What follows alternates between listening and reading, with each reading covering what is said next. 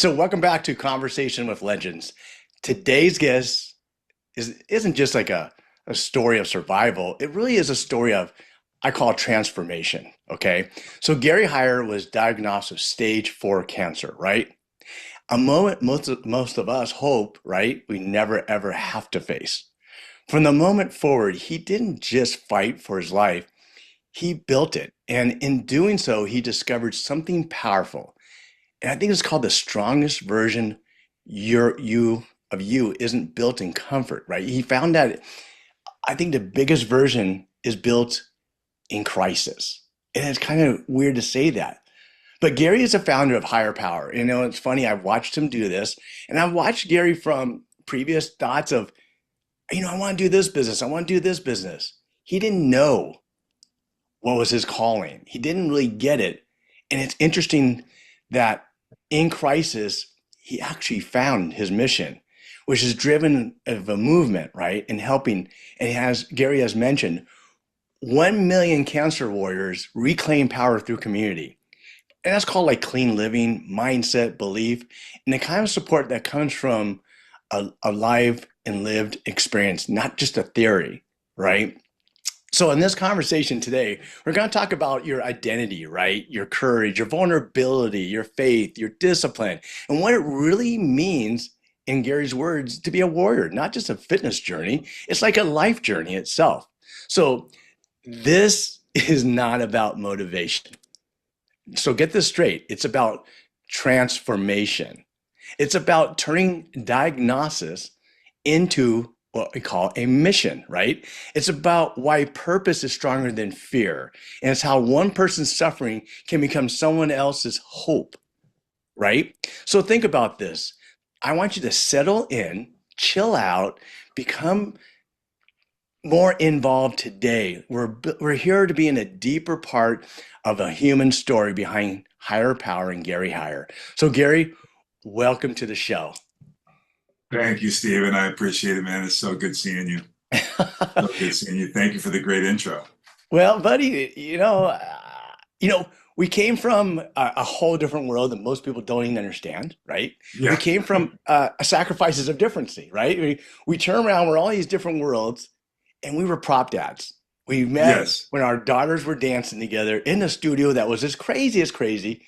And we Yeah. had 10 of us, 12 of us, just guys going, all right, we're going to figure this out, you know? Yeah.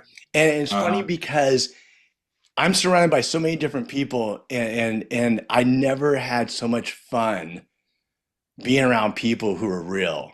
And I found realness in that experience. And then I found you, right? And I looked at you a lot of times going, and this guy is so dedicated. I love this guy. And you're always smiling, man. It's like, even to today and everything you've gone through, every time I watch you on Instagram, I'm like, dude is always smiling. It's like, and everybody always tells me, God, you always smile. I'm like, I got someone else I know who always does too. So, Yeah. I'm really excited. And I want to step into this, right? So I want you to, work on taking us back to the moment where everything changed for you. What was going through your mind the day you heard stage 4 cancer? It's a great question, and it brings up so many memories. And I think that we need to just make it clear that this is my story of my circumstance, but everybody has circumstances Yes. in life, and they're difficult. Life is difficult. This is a big challenge, big test for this beautiful eternal life that we get one of these days, and we all get tested in different ways. And my test was discovering 26 tumors in my body at a time that I was not prepared for that. I don't think anybody's ever prepared for a diagnosis. And so when I heard stage 4 cancer, I mean, your mind automatically goes to where you don't want to go, which is 6 feet underground, and automatically thinking this is the last stage of my life. And I even got told, Stephen, that I had 6 months to live in that conversation. It was the worst news that I could ever hear in my life. And I take myself back to that moment, Stephen, and I had just gone through a long day of being in the hospital. I had no idea what was going on. I was 41 years old. I thought what I was dealing with was simply hemorrhoids. Just, really didn't have a lot of symptoms that I knew of at the time. And we'll get into what kind of discovered this later. But on this specific day, I remember being with my family at a dinner table that night after I did my scans and I did my colonoscopy. We had already known that I had a tumor in my colon and rectum area, but we didn't know what the severity was. So I went in, I did some scans, and then I took off the dinner. And I got that call while I was sitting there with my family. So I stepped outside of the restaurant and I'm standing there in the parking lot with the phone to my ear, listening to this doctor tell me that I've got stage 4 cancer and I've probably got about 6 months to live. And I'm looking in there in that window, and it's like that It's a Wonderful Life movie, right? We all watch that during the holiday season, so we're familiar with It's a Wonderful Life and that character looking in at all of his family and friends doing life without him because it's the ghost of him. And I felt like that in that moment. I'm getting a little choked up about it because my family's everything to me, man. I mean, we talk about the way that we met. Supporting our daughters, being prop dads, being dance dads. And They're everything to me. My daughter's everything to me. My wife's everything to me. My family, and they're sitting in there in that restaurant, and I could see them through the glass, and I'm just picturing me being gone in 6 months, and it shook me to the core, man. I mean, I'm shook right now because of that feeling, and you feel so lost, and you feel confused, and there's just no real words that can describe the feeling. Fear is part of it, anger is part of it, regret is part of it. There's so much, and it's so confusing and so scary. And It was a dark, dark moment, Stephen, that I didn't know if I was ever going to recover. It was 3 days before Christmas, Right. 8 years ago. 8 years ago, I was told I got 6 months to live. That's amazing. So that's why I And smile it's so much interesting today. to go there. It is that same time because I remember when you called me, and I remember those moments and hearing your voice, and I knew there's a different voice going on right there at that moment, right?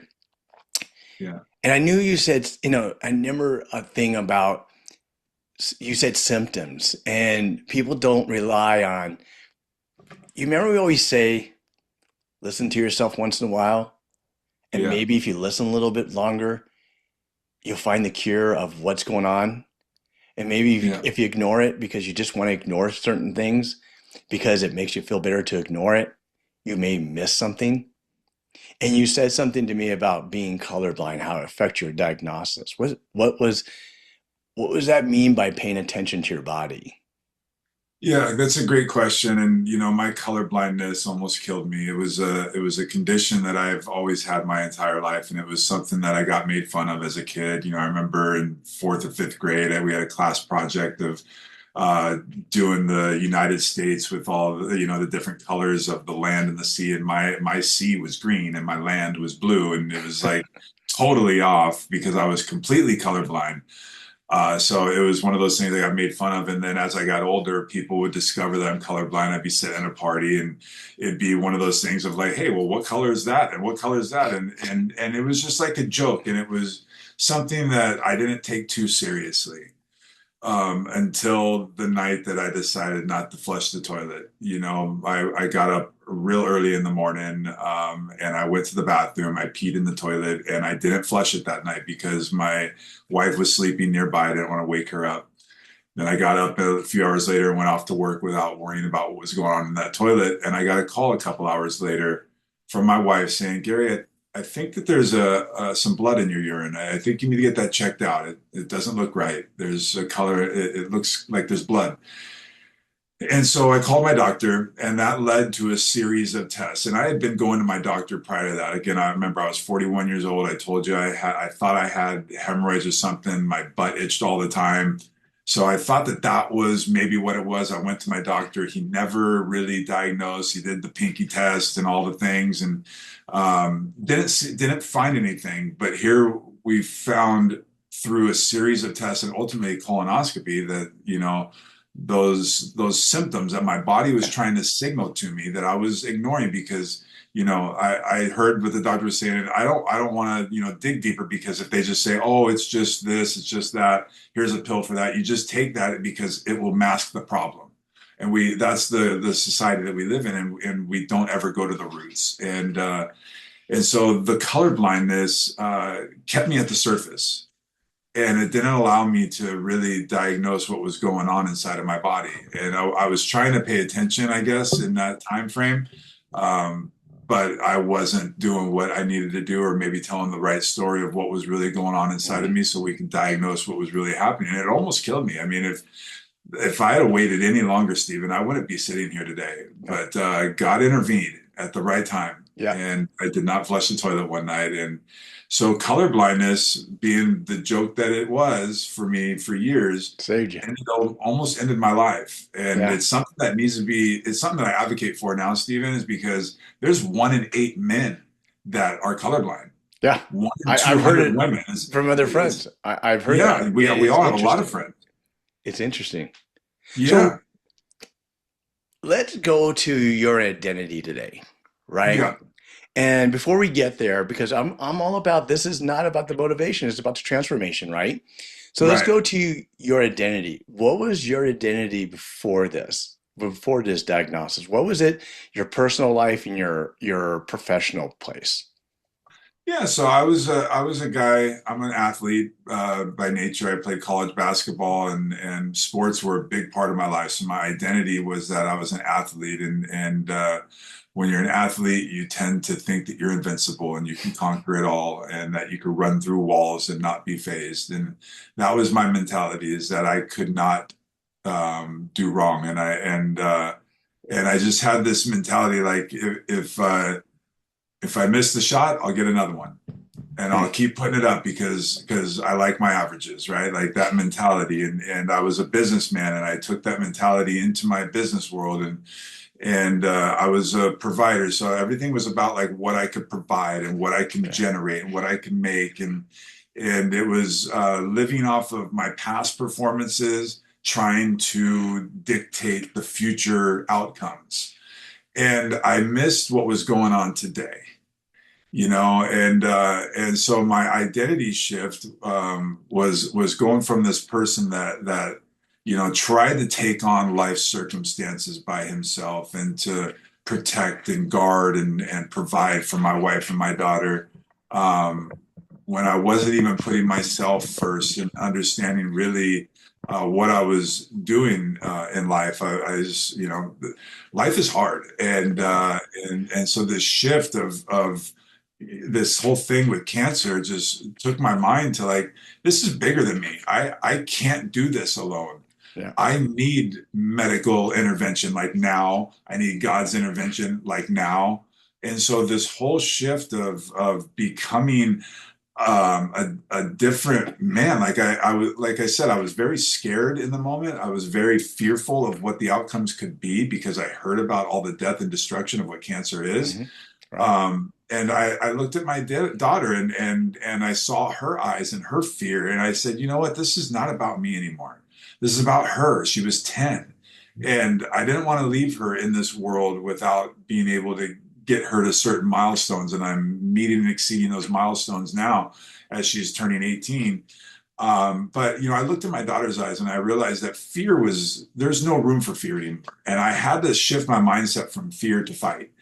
And and then another pivotal moment really was when I did some genetic testing on my disease, Stephen. I wanted to know, for my daughter's sake and for my sister's sake, of like, if this is genetic, it could impact them at some point in their lives. So we did the testing. Come to find out, my disease was not genetic. Had everything to do with the environment that was created inside of my body, from the things that I was consuming, to the things that are being sprayed on us, to the all the frequencies that are going on with 5Gs and all the things. Like, we're in a world of cellular disruptors, and I was a victim of it, and we're all victims of it. Some people get things like cancer, some people don't, and they get through life without having anything like this happen. But when I found out my disease was not genetic, I shifted my mindset from, like, I am not going to be a victim of this. I'm not going to be a victim and be another part of their statistics. if God can give me enough time, I'm going to change that environment back to a Yeah. healthy environment. Yeah. So, it's interesting because I love that you have that fear to fight and what changed that moment, right? And I totally identify with how that feeling could be in that sense, right? And then, you know, you've gone through a lot of these treatments, and I know that went through this with my mom and my brother, right?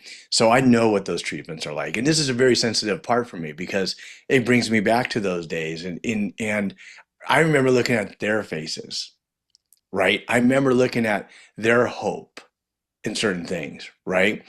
And after those treatments, they were just destroyed, right? And I'm Yeah. wondering what kept you moving forward. What kept me moving forward was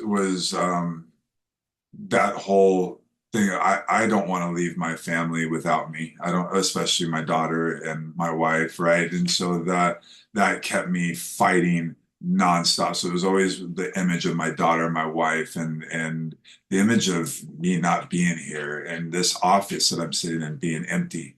That kept me going. And then knowing that I have something inside of me that's living now that is much bigger than any disease or circumstance that can ever try to take me out.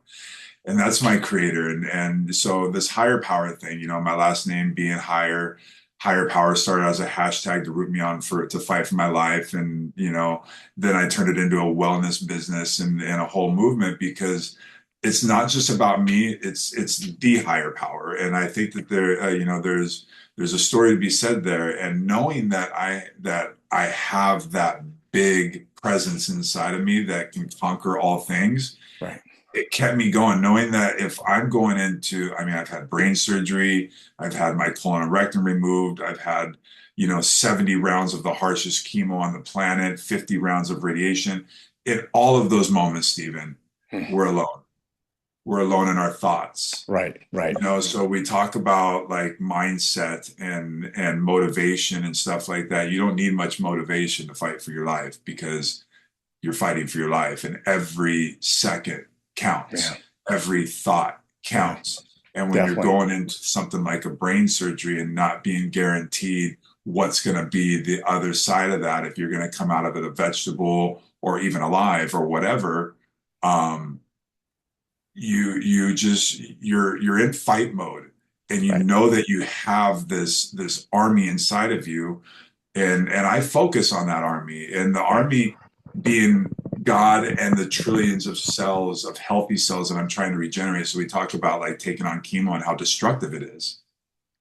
I focused on my energy, Stephen. And when I started getting the results of better energy, better vibrancy, more alertness while I'm taking on chemotherapy and radiation, it motivated me.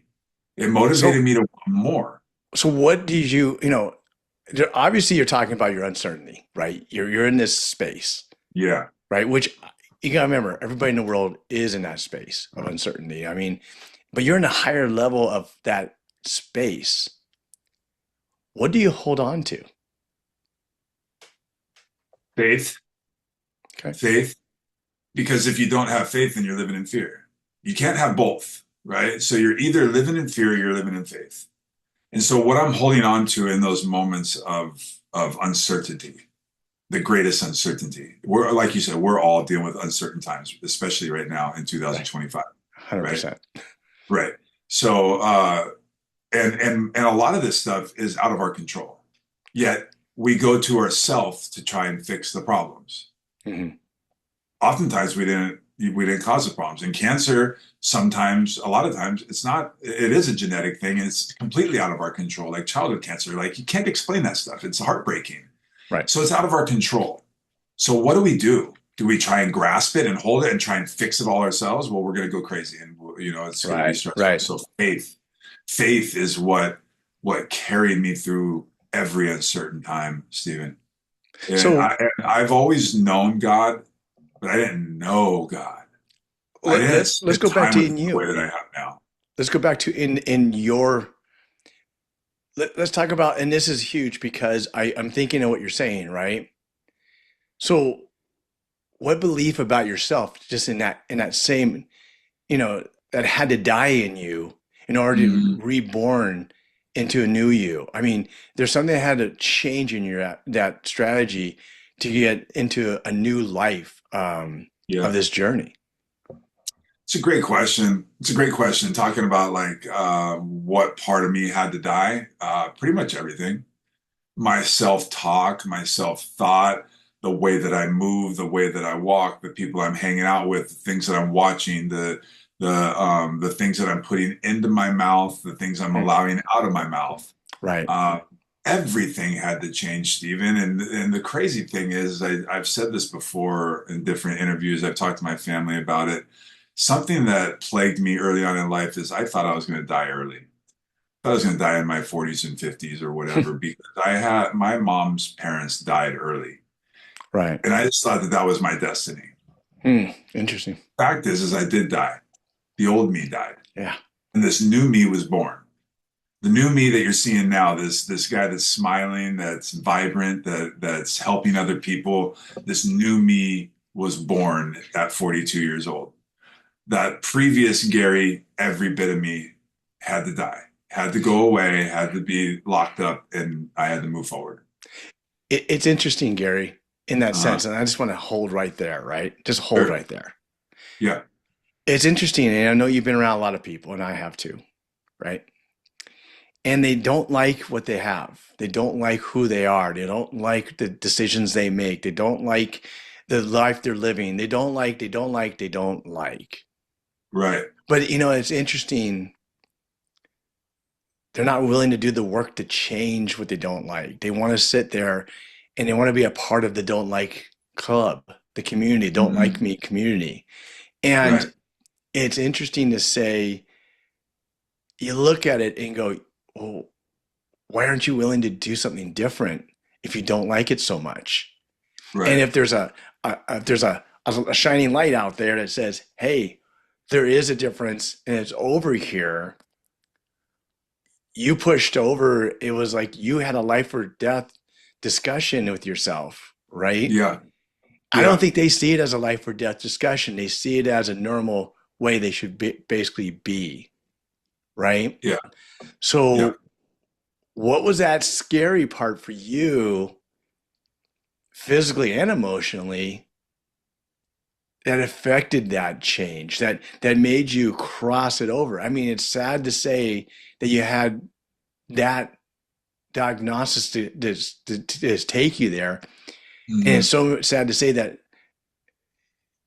you're actually in my world gathering more and better in today's world of you than you did in the past.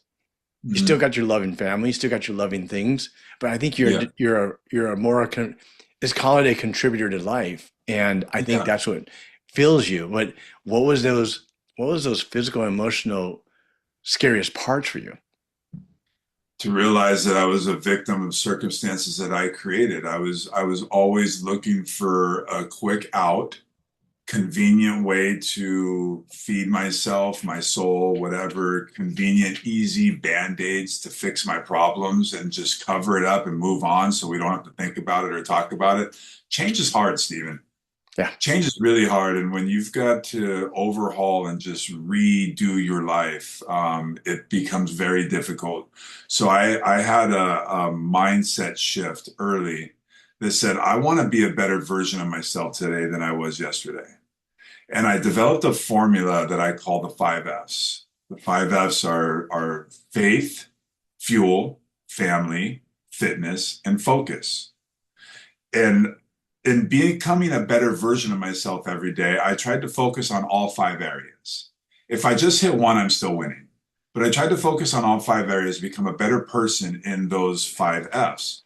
And what I found is it unlocked a couple more F's, which is my freedom from all of the failures and the downfalls and the circumstances. Is I got this freedom from it because I'm actually doing something that's making me a better person now. I'm going to the root of the problem, realizing that I was a victim of just band-aids all over my life. Like I had been going for 20 years to my general practitioners, getting my blood work done, doing my checkups, and I had high cholesterol and high triglycerides, like scary high numbers. I was almost 300 pounds at the time of my diagnosis. You remember that guy, Yeah. Stephen. And so this guy was full of bad habits, and all I was taught was here's a pill for that. And we live in a here's a pill for that society, don't we? Yeah. Yeah. Everything is a pill for that, and that's easy. You could pop a pill, you can, and nobody knows, and it's just as easy as that. But changing your diet, changing the way you think, changing the people you hang out with, changing the way you move, all of those things requires work.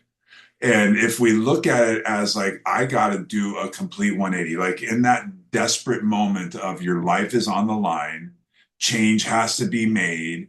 What are you going to do? It is daunting.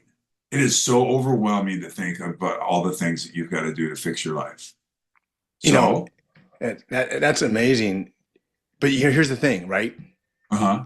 There had to be something for you that you had to be in some sort of, I don't want to say, but some sort of routine, because I know you had those moments when you thought, you know, I'm not going to make it.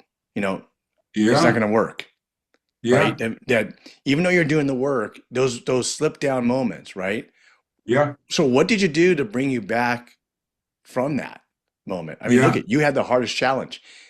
And I know everybody has yeah. those moments when they slip, right? Hmm. Oh, I Yeah. don't know if I want to do these calls today. I don't want to if I want to work today. I don't know if I want to, how did you, I mean, you're in that crisis. Again, like you're living for another minute to breathe. Where I'm not living for my next sale or my next car that I could buy Yeah, or the next event that I can go to. I'm living to breathe. I'm right. doing everything I can just to have another moment with my daughter. Well, was there So that the moment? mind shift what's Yeah. that? Was there that moment though that you said, It I don't was know a if I'm gonna moment. It make was a it? moment of complete toxicity. I was Yeah. I was in a bad position. I was taking all the advice from Western medicine system. I look. I go to City Hope. They've been great. I love my doctors. Right. I love the facility there. They've got great amenities. They've got all the greatest technology. It's fantastic. City Hope has been a major part of saving my life, and so have my doctors. Unfortunately, when you get into this medical system, we're led to believe that nutrition doesn't matter, hydration doesn't matter. Here's a pill for that, right? And every single symptom and side effect of my life, there was a pill for that. And I was like, okay, well, that makes sense. And most people do that because that's what we're accustomed to is the convenience lifestyle of a pill for that or fast food and whatever. So I was taking this advice and I was doing life. You're gonna be sick, Gary. You're gonna be nauseous. Just eat whatever you want. Here's a pill. You'll be okay. Comes to tell us how that works out. I had 20 different pills for that at that given time. And I was in a fetal position, Stephen, in my wife's arms and just crying like a baby because I was so sick and so toxic. And I was thinking, this is it. I'm going to die now. This was about 4, 5, 6 months into my journey. And we decided to do something a little bit different. A friend of mine started coming and bringing me some water, started bringing me some things. I started learning a little bit about the fuel that I'm putting in my body. I started making a difference because I wanted to make a difference in my energy. And so that became my gauge in life is where's my energy at? And when I started getting the results that I was looking for, toxicity levels started rising and I felt clearer. Hmm. Pain started going away. The symptoms and side effects of the battle became easier to deal with. And I started thinking, like, what is this? It had everything to do with those subtle changes that I was making. It was another walk around the block. It was better food for my body. It was drinking living water. It was herbal supplements. It was God's creations that He gave us to heal our cellular structure of our body and that is a very powerful way to go about life as opposed to treating it with another chemical compound or something, right? 100%. Yeah. So that I became a junkie for feeling good, just having some good energy.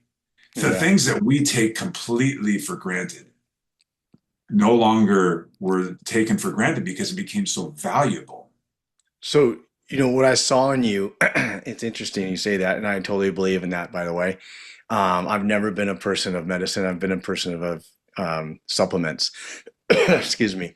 So I've always thought that in that way, in that process. And, I've always been a person like, I'm about feeling body, not killing body. So it's interesting that your journey changed from you into turning pain into a purpose, which is Hmm. crazy, right? Because I saw that and I go, whoa, wait a second. Now he shifted. Yeah. You found some balance in you and you said, higher power, okay, it's bigger than me, right? And you said, I know. When did you actually realize the fight wasn't just about you anymore? It was about helping others. When did you find that? It was in the testimonies that were coming back to me and the difference that my leadership and maybe my voice was helping other people. It was a shift when I kept walking into those walls at City of Hope and seeing the people around me that were suffering from the same disease that I was. While I'm walking through there after several rounds of chemotherapy and everything and feeling amazing, I'm looking at other people that are my age or beyond or younger or whatever that are literally getting crushed by everything. And when I really started leaning into my Lord and Savior and seeking his guidance, it was laid on me that I was needed in this space out there to share my story in a way to hopefully impact somebody's life. And when I made that decision to start sharing with purpose and giving people information to help them provide better results for their life, um, everything changed because my misery became my ministry. My pain became my purpose.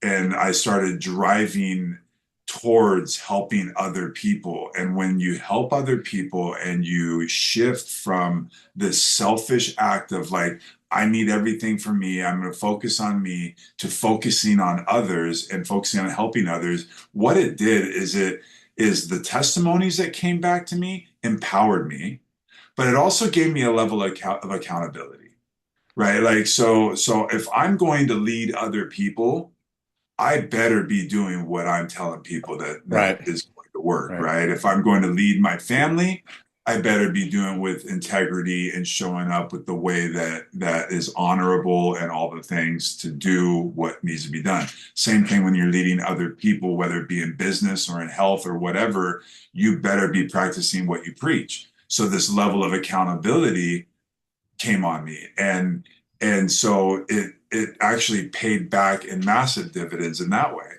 But just knowing that there was a couple conversations that I had at the beginning of my fight. One of them was with you. You shared some stories about your family members that have went through a cancer battle. I talked to some survivors early on in my battle, and it shifted my mindset from fear to if they can do it, I can. If these survivors can go from stage 4 months to live to talking to me on the phone years after that, why can't that be me?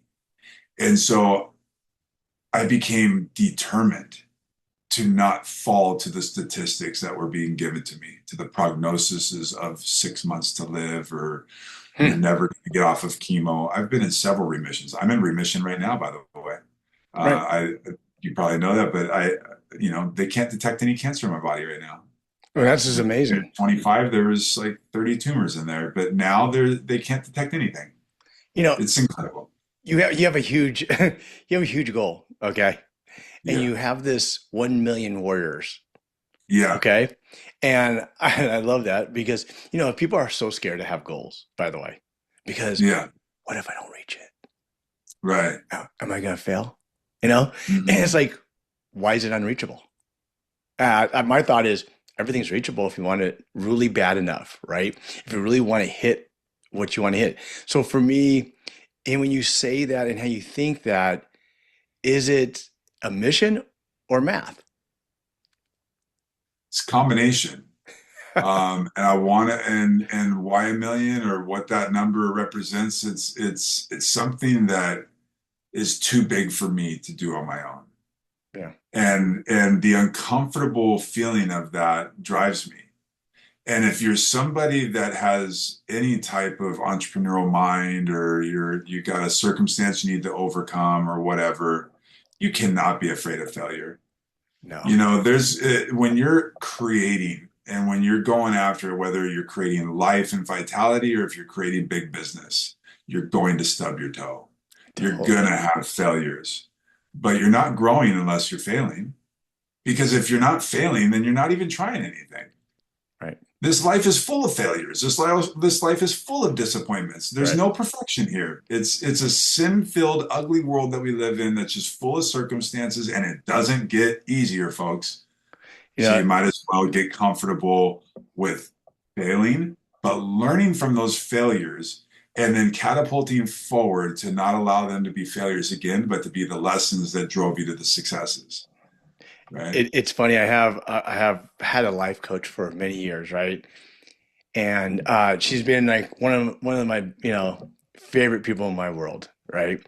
And she always has impact. We talk probably every 2 weeks now. We used to talk every week. And it wasn't just about my business, it was just about everything, right? Mm-hmm. And I remember her always saying, "Hey, Stephen, without pain, there's no reward." And Mm-hmm. I was like, when she first said it to me, I'm like, okay, all right, I get it. I don't really, the pain of doing my work doesn't bother me. It Mm-hmm. wasn't that pain. It was a pain of being selfish compared to being unselfish, Mm-hmm. right? Feeling like you owe and you don't not supposed to receive because you owe, right? It's pretty Mm-hmm. weird, right? Mm-hmm. And you're living in this abundance life like you do right now, and you have this 1 million warriors, and you're touching everybody. But the most important thing that you've done is you're impacting lifestyle to recovery. Get Mm-hmm. that back again. We're all in the business of lifestyle and recovery. We are all in that business. No matter what Yeah. we do, I do things for people and families to create lives they want. That's Mm-hmm. lifestyle of the thought process of how everybody has an American dream. I deal with people's pains and what it takes to get there. And it's called somewhat of a recovery. You deal with people's lives in the sense of you see the vision of what you see because you actually are walking in that vision every day. I've, Mm-hmm. I don't know, many people, I hope they get to join your Instagram, join all your things you do, because to me, it's impactful. You know, Thank I want you. you to tell people, hey, everything's possible. And it's so Yeah. interesting because I think, like you said, there's a block, right? Huge block. Yeah, like I tell people, stop watching the news. It's just not good for Mm-hmm. you. Well, I need to know what to worry about. Well, worry about what you're doing today. Uh-huh. Focus on those moments, right? Right. So for someone listening who's overwhelmed right now, what would you tell them would be your first step to take back power? Stop being a consumer and be a creator. We're so confused and misled by being consumers of this world. We've got to take accountability and create the reality that we want, create the change that we want. Um, it's confusing if we just rest on what is being presented to us out there in this world. We have to find some self-love and self-respect. And we don't really know what that looks like, I think, until your life is on the line. I didn't know what that. I thought I respected myself. I thought I loved myself, but I didn't. I didn't even know what that term meant prior to cancer, prior to fighting for my life. you have to love yourself. Yeah, You 100%. have to respect your time, your energy, your focus. And when you could do that and you get rid of all the noise and put down the thought of being a consumer and just absorbing other people's stuff and start creating for yourself and for your family and for your networks, then you become a person of value and you become weaponized. You And know, I think that's what we all really are looking for. you follow that process, and I love that you said weaponize. That's kind of interesting in that whole world of today, right? Hmm. But your real self-worth comes from doing hard things. That's what we always talk about, right? And it's Hmm. funny because everybody's, loving yourself, believing in yourself. These are things that I feel would really just come naturally to you once you've gone through something difficult like you have. And Hmm. I don't know if that's the change to find the self-love, to go through certain difficulties. People go through divorce, they go through life changes, they go through being fired or something in their financial life or their personal life, or like you, someone going through cancer and going, "Oh my God, wait a second." But what I really want to hear, and I want you really to just get in and lean in, is to speak about disciplines and commitments to a bigger goal than Yeah. someone can imagine in their life or career. Talk about that. Don't wait for a diagnosis or some catastrophic event to derail you for you to make change. Right. Start creating the change now that you need. Create value in yourself, value yourself first so you can get out there and be a producer and do what you need to do to build big business, to take care of your family, to show up every single day. Find value in the process and enjoy the moment. Like we oftentimes are losing focus on today and we get stuck in this like perpetual motion of fear and anxiety and stress because we're living in the past or the future and we're forgetting about where we're at.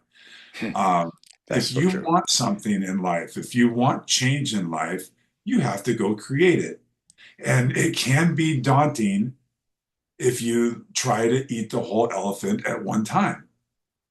But if you do it one bite at a time, and maybe that one bite is one bite a day, eventually you'll eat the elephant. But you're not going to do it in one sitting. That's why I always tell people chunk it down. Just try to be a little bit better today than you were yesterday. And then Yeah. tomorrow when you wake up, do that again. And then the next day, do that again. And you understand, being an investor, a businessman, compound interest is amazing, isn't it? The compound interest effect on somebody doing that formula, being a better version of myself today than I'm yesterday, ends up being an incredible human being that Yeah. can conquer any circumstance. Look, circumstances are coming. Difficult times are coming. Challenges are coming. So you might as well weaponize yourself up front and be ready for it. Don't be like I was at 41 years old and completely get sidetracked, Yeah. side railed, and not have any answers, not have any game plan. I had to figure all this stuff out when my life was on the line, and I literally thought I was dying, and I was feeling like I was dying, and all the thing, and it was horrible. Don't wait for that. Do it while you have the energy and the vibrancy. Do it while you're young. And if you're a young parent, teach your children early. Don't just teach them by telling them what to do. Teach them by showing them what to do, because more is caught than taught. And it's the same thing with your customers, with the people that are following you, whatever. More is caught than taught. So be the person that you want to be proud of. So it's interesting because I saw the cancer of medicine being distributed to my family, right? And I always believed there was a better way.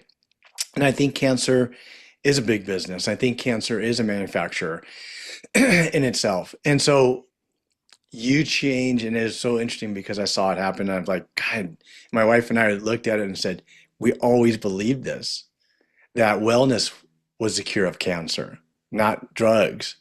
We always thought, what natural things have we been given that cures cancer, but no one will ever tell you. You know, people Hmm. had to go out of country to find their cure. People don't know the cure is right in front of them if they actually did the work. But here you did. You went and you changed wellness in cancer recovery. Hmm. Talk a little bit about some of the things that you've changed in your diet. And this could be a Sure. great change for everybody's diet, whether you have cancer or not. Right. Okay? So I want you to give us 5 to 6 things just right off the bat, like you go, look at, I lose weight because of this. I gain mindset. I gain brains that I didn't know structure that I didn't know I had. I feel better. I have more energy. Just these are the things I see in you now because I didn't see that in you Hmm. before. Sorry. I mean, No, look at you, you look amazing. Your thank you. face, everything has Thank you. changed. I don't know. I wish I could put a picture of you before, Yeah, okay, I and have a know. picture of you right now, right next to each other. And they go, Yeah, how's that guy? He doesn't have cancer. There's no way. right. So Right. talk that through for me. Yeah, the things that we have access to these days, you talk about medicine versus natural. I think there's a story there that you can use the best of both worlds, and that's exactly what I did. I think that we need to heavily lean on the natural healing part. Look, treatment and drugs and all those things, they're band-aids to a problem. They address symptoms and side effects and hopefully make them feel better. The problem is they don't go to the root. This cancer situation is not rising on us because of a deficiency in chemotherapy and radiation going on in our body. We believe that there is a creator, and we that's where we rest our faith in this higher power, right? There's this creator, and we if we believe that at any level, then we believe that the human body was created some 6,000 years ago, arguably, right? There weren't no pharmacies there. There weren't no hospitals, there weren't no drive-throughs, there weren't any grocery stores. It was the Garden of Eden. And our great creator that designed this incredible body filled with 50 trillion cells created nature's goodness that is meant to heal our body at the cellular structure level. So I became obsessed with feeding the 50 trillion cells. I looked at it from I guess, an athletic or like a battlefield perspective of like, if my enemy is 30 tumors, 40 tumors, whatever it was at a given time, I have 50 trillion soldiers in there ready to overthrow the enemy. But I got to learn how to feed them right. I got to learn how to regenerate them right because our cells regenerate every 30 to 45 days. But we're not being taught these things. We're being taught go to the doctor, tell them about your symptoms and your side effects. They'll have a pill for that. Yeah, God didn't have a pill for that. But let's not discount the wonders of modern medicine. 100%. Stage 4 cancer. That's a crisis situation. The medical system is crisis care. It's not healthcare. Healing naturally is healthcare. Self-care is healthcare. Doing what you could do to fuel your body right is huge. Drink the right water. Drink enough water. Like people are drinking more energy drinks these days than they are water. That's detrimental. So drink more water, but more importantly, drink the right water. It should be living. And if you don't know what living is, go to my Instagram or follow me, hit me up, and I'll teach you all about that. Plant-based nutrition changed my life, Stephen. Cleaning up the fuel, making my organs not work as hard became just so instrumental in my success because, the disease that was plaguing me was in my organs.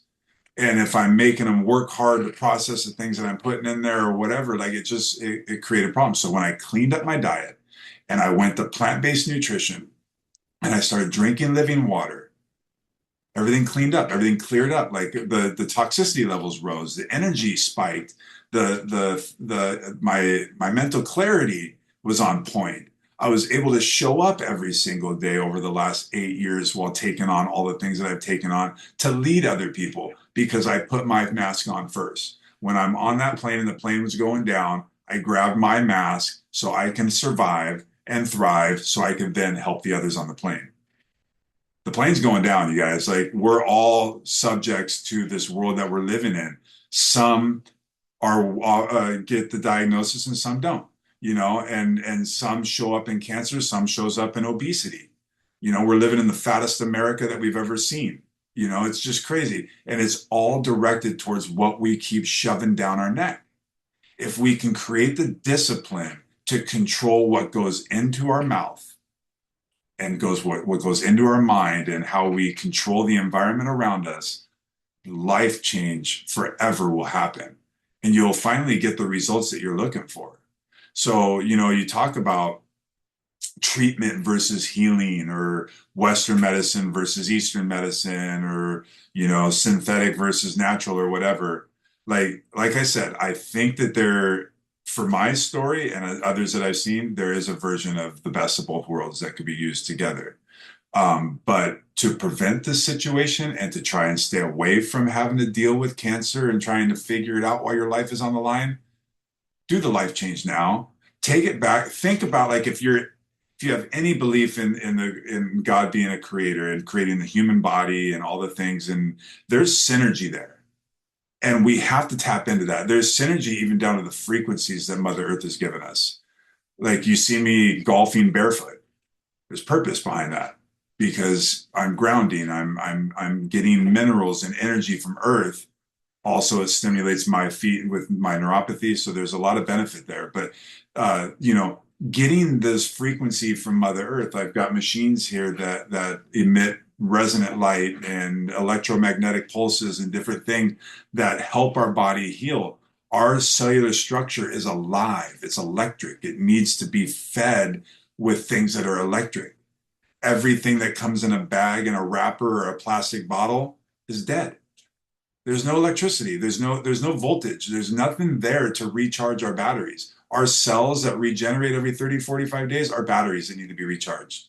You know how you recharge them? Minerals, antioxidants, Yeah, vitamins. that's huge. What you just went through can change a lot of people's minds, energies, and energy and thoughts. But let's go through this one thing, right? And I want to give a 60-second thought in this. If someone just heard the same thing you did, you have cancer today, Mhm. and they're listening right now, what would you say in 60 seconds? I don't have enough time in 60 seconds to do everything, but in the 60 seconds, I would say this: you're not a victim of your circumstances. Don't play victim. Okay. Number two, don't do it alone. Get your family and friends around you, let them know how to pray for you, rally around you, make sure the friends and family that you're spending time with are feeding your soul, all that good stuff. Know that you got that. Also, not fighting alone. Get somebody that's traveled the road that you're trying to travel so they can help guide you down that. That's why I've done what I've chose to do, is because I didn't have a me to guide me through the battlefield. So now I want to be that person. So have a mentor, a coach, if it's in business, if it's in healing, whatever it is, somebody that's gone down the path that you're heading towards. Definitely get somebody like that. Also, fighting life alone, doing things alone. Circumstances, cancer, business, whatever it is, you're going to be in these moments alone in your thoughts. There's not going to be a human contact. There's not going to be a coach for you to call. There's not going to be a wife for you to go hug and console. So what are you going to do? You're going to rely on your own thoughts and Right, fears, because right. going into something like a brain surgery, not knowing if you're going to make it out alive or be a vegetable or whatever, you go into that with some pretty dark thoughts. And it's only you on a stainless steel table being strapped down in moments of going to sleep and not knowing if you're going to wake up or what that's going to look like on the other side. So Right, who are you talking to? right. You got to That's have something bigger than you. You got to have something bigger than you. And I don't know where people's faith is at. I choose to rest my faith in Jesus Christ. He's showed up to me several times on the battlefield. I love it. I love him. I give all the glory to him for the success that I've had, because I believe in my food and my fuel the way that I do yeah. because of him. So in that 60 seconds, you're not a victim of your circumstances, and don't fight this alone. Get yourself a good team and have the captain of the team be something much bigger than you because you can't do it alone. So I'm gonna throw a fun, quick round of questions, right? I Okay, call it the quick round, right? let's do it. So let's start with one habit that changed everything. One habit that changed everything, what I put into my mouth and what I allow in my mind. I stopped being a consumer. Okay. What's stronger, talent, discipline, or faith? Oof. Yep. It's discipline and faith. Yeah. Okay. Talent can come and go. Yep. I'm a Okay. talented dude, but I I want almost to get lost. this out of you. What's your most powerful word in your vocabulary today? Yes, Okay. If you had I 60 can. seconds with someone in fear, what would you tell them? Um, have faith and take control of your circumstances. Do something different to make create the change. The biggest lie people tell themselves. I can't. Oh, love it. Or no, or just like this automatically going to no, I can't do it. Like you got to be a yes first person. You So, got to go into this of I can do it because I have good people around me and I have a great creator inside of me that if I can't do it on my own, is going to carry me through. last one, describe hope in one sentence. Describe hope in one sentence. Man, that's a good one. Hope in one sentence is hanging on to something that is bigger than you. It's knowing that what can't be done can be done. Oh, that's it. I'm going to tell you something, Gary. I have so much fun with you, by the way. I miss you. I know we don't get I to see miss you too. each other as much as we used to, but it's funny. Every time I see things about you or hear you or do things, I always just get that little smile and just remember all the cool stuff that we got a chance to be a part of together and still a part of together. But I think today, my whole mission was to tell people really to look at what's real and what's not real for you. Hmm. And sometimes we get stuck into the unreal. And you said, and I always believe the same thing, try not to control the things you can't control. Hmm. And everybody's so stuck to think because the world is impactful right now. It's so confusing. I've never seen it so confusing as today. And you want Hmm. to understand should I stand? Where should I be? And people are feeling certain desperations and people are feeling such hatred. And then some people are feeling just, I want to be okay. Hmm. And I think it impacts everybody's brain to think that they can't move forward. I just don't know what's going to be tomorrow. And tomorrow is a gift. It So is. they have to live today to what they said they wanted out of themselves. And if you say, I want this, this, and this, then so be it, do it. Yeah. And if Because it today doesn't is go really all that well, we got, Stephen.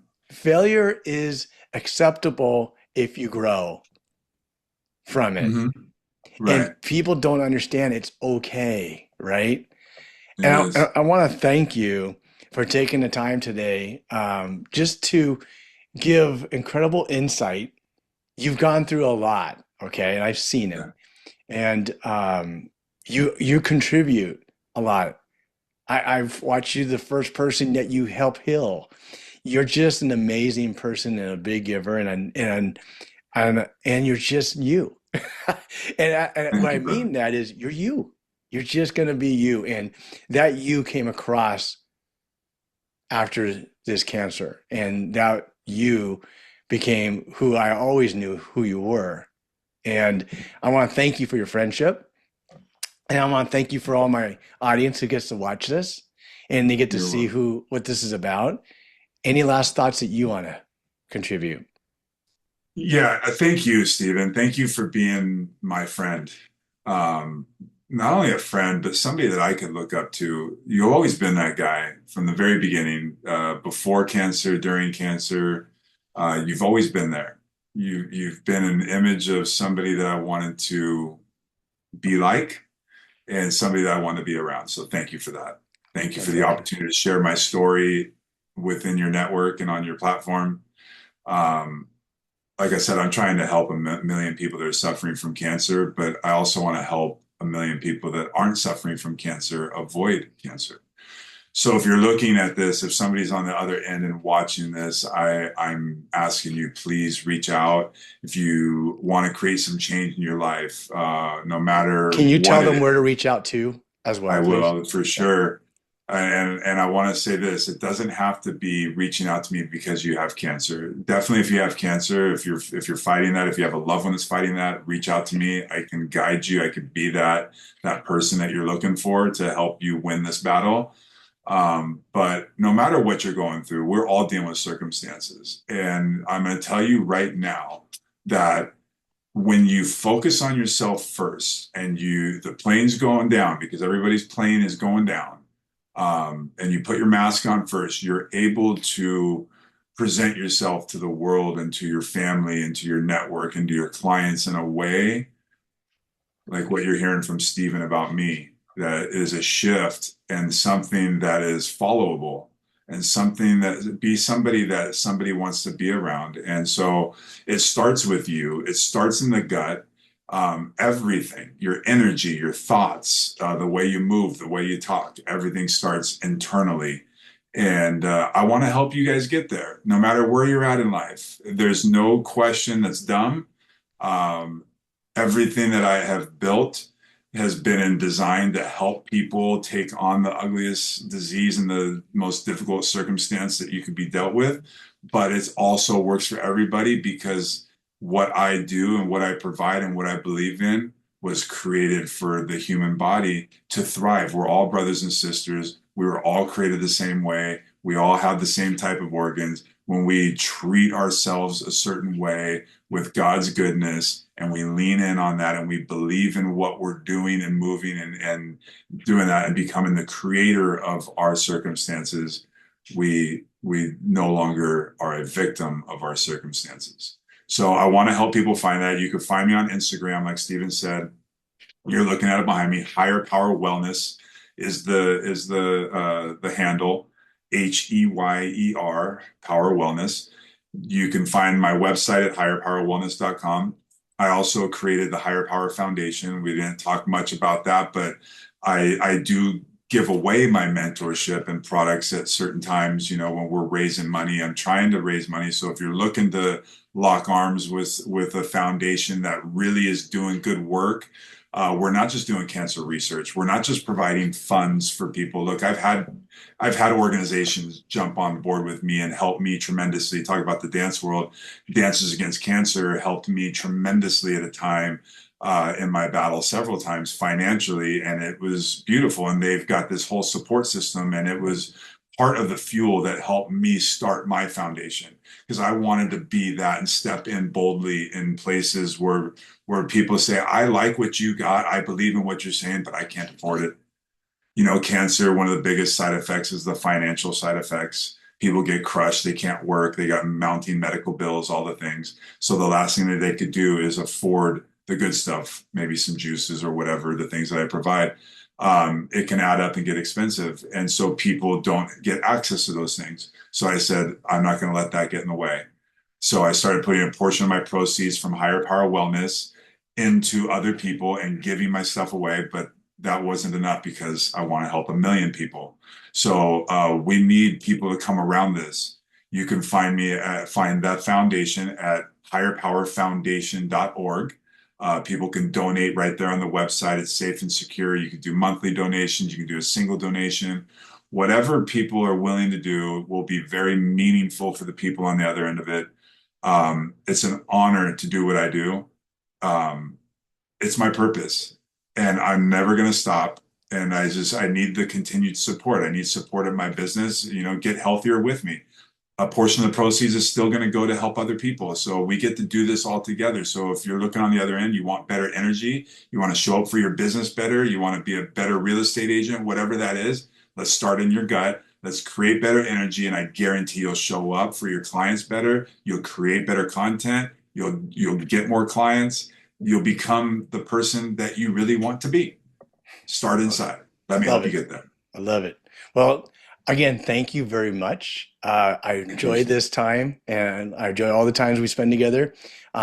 Everybody will get my information about you as well. So I'm very excited. Thank you for spending this day with me.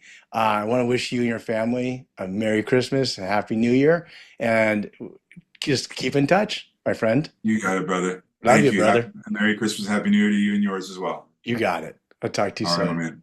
man. Bye bye.